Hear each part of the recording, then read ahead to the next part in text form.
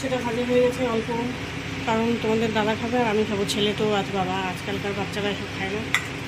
তো চিংড়ি মাছটা ভাজা হয়ে গেছে,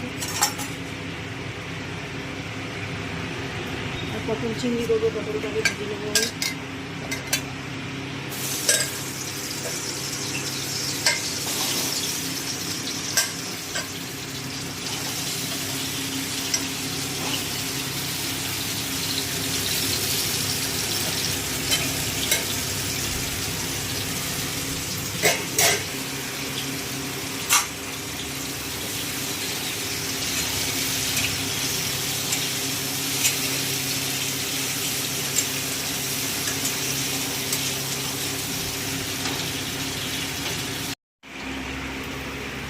দেখো বন্ধুরা, আজকে বাজার দেখো, তোমার দাদা আজকে বাড়িতে আছে, আজকে বাজার হয়েছে, এক সপ্তাহের মাছ মাংস সব হয়েছে। আর এদিকে সবজি তুলতে পারিনি এখনও, আজকে দেরি হয়ে গেলো রান্না করতে বসাতে। আর এদিকে দেখো মোটা মোটা কুমড়োর শাক এনেছে, হেভি লাগবে খেতে। দেখেছো কি মোটা কুমড়ো শাকগুলো, কিন্তু এইরকমই মোটা, এইরকম যেরকম দেখছো। তারপরে এই দেখো সবজি মবজি সব কেটে মাছ মাংস সব গুছিয়ে ফ্রিজে রেখে রান্না বসিয়েছি।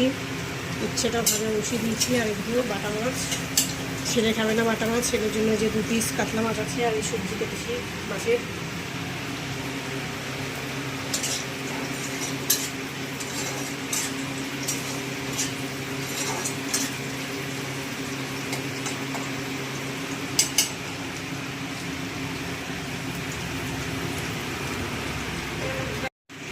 দেখো বন্ধুরা, ওদিকে উচ্ছে ভাজা হয়ে গেছে, একটু রেখে দিচ্ছি।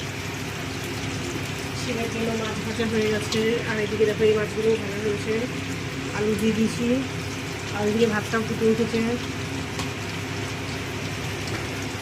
দেখো আবার এই দেখো ডাটা রাখলাম, তুলে নিয়ে আসলাম, বাইরের থেকে তুলে নিয়ে আসলাম, হয়েছে, লাগানো হয়েছে। আর কাঁঠালের বীজ এগুলো দেবো মাছে।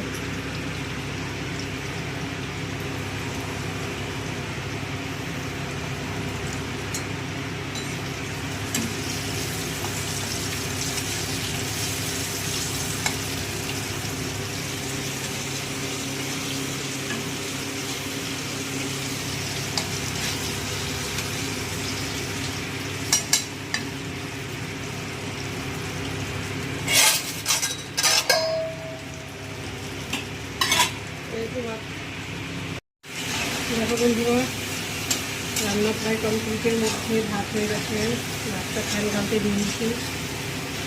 আর এরকম মাছটা হলেই তো হয়ে গেল, তারপরে বাকি মশলা গ্যাস করতে হবে, কাজ আছে।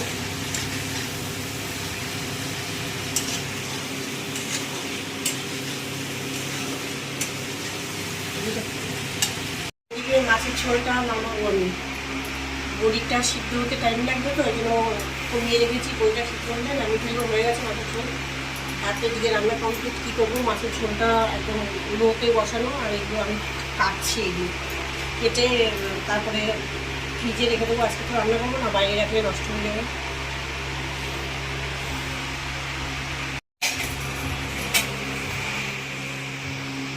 দেখো বন্ধুরা কমপ্লিট, দেখো রান্নাবান্না কমপ্লিট হয়ে গেছে।